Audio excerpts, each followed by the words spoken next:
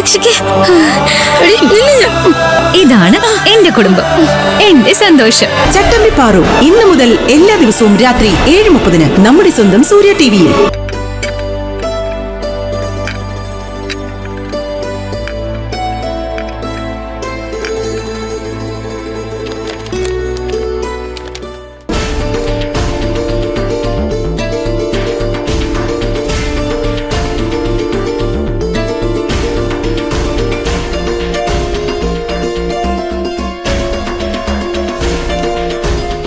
പത്ത് ദിവസം കൊണ്ട് ഷോപ്പ് ഒഴിഞ്ഞു കൊടുക്കണമെന്ന് ആവശ്യപ്പെട്ടുകൊണ്ടുള്ള വക്കീൽ നോട്ടീസ് ആണല്ലോ ഏട്ടാ ഇത്.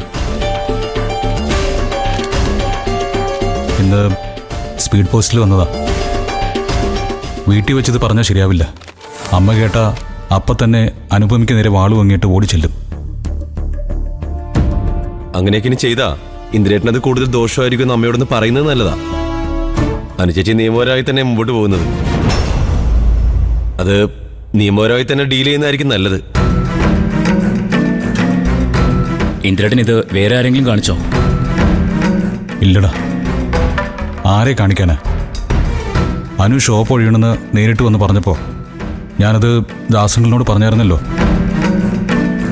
അദ്ദേഹമാണ് അന്ന് ആ ഷോപ്പ് എടുക്കാൻ പണം തന്നത്. ആ പണം ഞാൻ എങ്ങനെയെങ്കിലും തിരിച്ചു കൊടുക്കാം, ഷോപ്പ് എനിക്ക് വിട്ടു തരണമെന്ന് പറഞ്ഞപ്പോൾ അതൊക്കെ അനു തീരുമാനിക്കുന്ന പോലെ നടക്കുമെന്നും പറഞ്ഞ് ഉടനെ കൈ ഒഴിഞ്ഞു.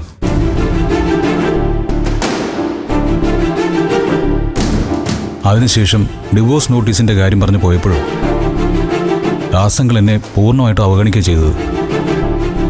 ഇങ്ങനെ ഒരു അവസ്ഥ ഏട്ടൻ തന്നെ വരുത്തി വെച്ചതാണെന്നേ ഞാൻ പറയൂ. ഒരു കാലത്ത് ദാസങ്ങളിന് ഇന്ദിരേട്ടനെ എന്തുമാത്രം വിശ്വാസവും മതിപ്പുമായിരുന്നു. ഇപ്പോൾ എല്ലാം പോയത് എങ്ങനെയാണെന്ന് ഏട്ടൻ ആലോചിക്കാറുണ്ടോ?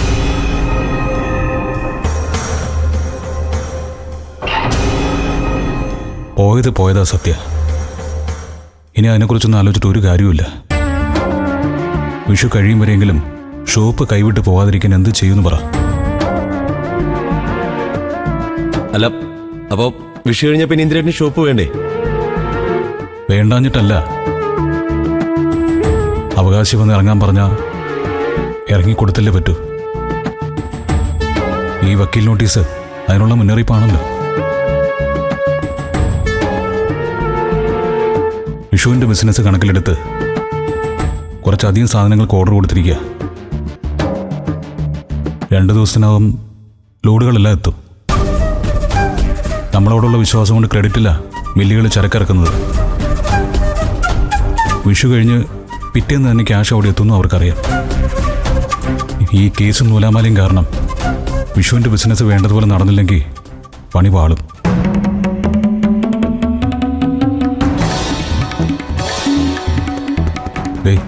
നിനക്കറിയാലോ സത്യ ഷോപ്പിലെ കാര്യങ്ങൾ.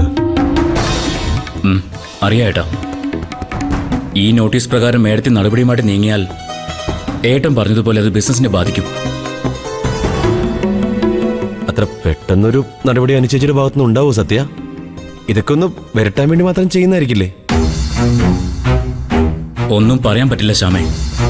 ക്ഷമയുടെ നെല്ലിപ്പലകയും കടന്ന് പകയുടെ വഴിയിലേക്ക് കാലെടുത്ത് വെച്ച ഒരാള് എന്തും ചെയ്യും.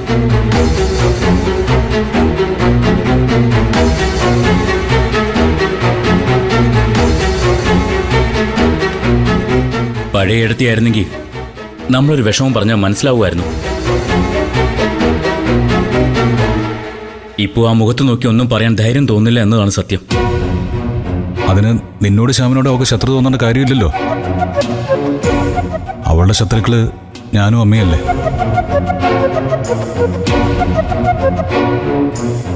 നിങ്ങൾക്ക് പറ്റുമെങ്കിൽ അനുവിൻ്റെ അടുത്തൊന്ന് പറ. വിഷു കഴിയുന്നതുവരെ ഷോപ്പിൻ്റെ കാര്യത്തിൽ വിഷയമൊന്നും ഉണ്ടാക്കരുതെന്ന്. എന്തായാലും റിസൾട്ട് നാളെ തന്നെ കിട്ടുകയും വേണം.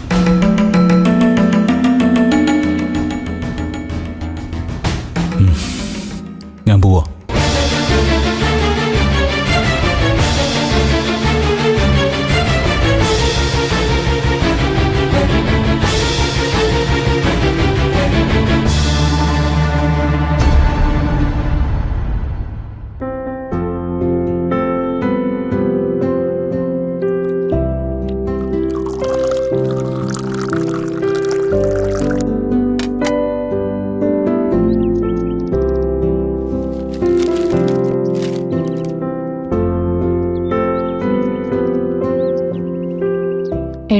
ദാ ചായ.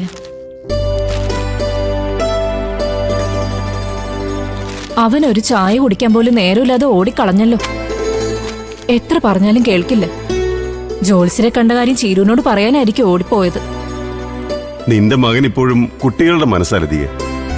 അവനൊരു ആൺകുഞ്ഞ് ജനിക്കാൻ പോകുന്ന കാര്യം 10 പേരെ അറിയിക്കാതെ അവന്റെ മനസ്സടങ്ങിയിരിക്കില്ല. എന്തായാലും ഏട്ടന് വിനയനെയും കൂട്ടിപ്പോയി ജോത്സ്യരെ കാണാൻ തോന്നിയത് നന്നായി. അവന്റെ മനസ്സിലെ കറ നീങ്ങിയല്ലോ. ഇല്ലെങ്കിൽ ചീരു പ്രസവിക്കുന്നവരെ അവന്റെ ധർമ്മസങ്കടം നമ്മൾ കാണേണ്ടി വന്നേനെ. ധർമ്മസങ്കടം നല്ല ലതിക ഇതിന്റെ പേര്, അസംബന്ധമെന്നാ. അവന്റെ ഉള്ളിലിരിപ്പ് ചീരു അവളുടെ വീട്ടുകാരും അറിഞ്ഞാലേ അതോടെ തീർന്നു അവന്റെ ജീവിതം. അതിൽ നിന്ന് അവനെ രക്ഷിക്കാൻ വേണ്ടി മാത്രമാ ഞാൻ ഇങ്ങനെ ഒരു നാടകം കളിച്ചത്. നാടകോ? അപ്പോ ജോത്സ്യര് പറഞ്ഞൊന്നും സത്യമല്ലേ ഏട്ടാ? സത്യമല്ലെന്ന് നിനക്ക് തോന്നിയോ? കബഡി നിരത്തി അവന്റെ ഗ്രഹനിലയും ഒക്കെ നോക്കിയല്ലേ ജ്യോത്സ്യം പ്രവചിച്ചത്. വിനയനും അവന്റെ സമയവും നേരെയാവുകയാണെങ്കിൽ ഉറപ്പായും അദ്ദേഹം പറഞ്ഞതൊക്കെ ഫലിക്കും. പിന്നെന്താ ഏട്ടൻ ജോത്സ്യരെ കണ്ടത് നാടകമായിരുന്നെന്ന് പറഞ്ഞത്? അത് പിന്നെ നമ്മൾ പോയി കണ്ട ജ്യോത്സ്യരെ എന്റെ ഒരു ചെറിയ പരിചയക്കാരനാ. വിനയന്റെ പ്രശ്നം എന്താണെന്ന് ഞാൻ ഇന്നലെ തന്നെ അദ്ദേഹത്തെ വിളിച്ചു പറഞ്ഞിരുന്നു. അവനെ മനസ്സിലാക്കിക്കൊണ്ടുള്ള ഒരു പ്രശ്നം വെപ്പാണ് ഇന്ന് അദ്ദേഹം നടത്തിയത്. ചീരുവിന്റെ കുഞ്ഞിനെ ഇല്ലാതാക്കാൻ വിനയൻ ഒരു ഇടപെടലും നടത്തരുത്. അതായിരുന്നല്ലോ നമ്മുടെ ആവശ്യം. എന്നാലും ജോത്സ്യരെ വിശ്വസിച്ച് അവന് പിന്നീട് നിരാശപ്പെടേണ്ടി വന്ന ആൺകുഞ്ഞിനെ പ്രതീക്ഷിച്ചിരുന്നിട്ട് ചീരു വീണ്ടും പെൺകുഞ്ഞിനെ പ്രസവിച്ച വിനയന്റെ സമനില തെറ്റിപ്പോവേട്ടാ. അതുകൊണ്ട് അവൻ എന്താന്ന് വെച്ചാ ചെയ്യട്ടെ എന്ന് കരുതി കയറൂരി വിടണോ? എന്റെ ലതികയെ, ചീരുവിന്റെ വയറ്റിൽ വളരുന്നത് പെൺകുഞ്ഞാണെന്ന് ഒരുറപ്പും വിനയനില്ല. ഡോക്ടർ എവിടെയും തൊടാതെ പറഞ്ഞതിലെ ഊഹം വെച്ചാ അവൻ ബാക്കിയുള്ളവരെയൊക്കെ തെറ്റിദ്ധരിപ്പിച്ച് ആ കുഞ്ഞിനെ ഇല്ലാതാക്കാൻ നോക്കുന്നത്.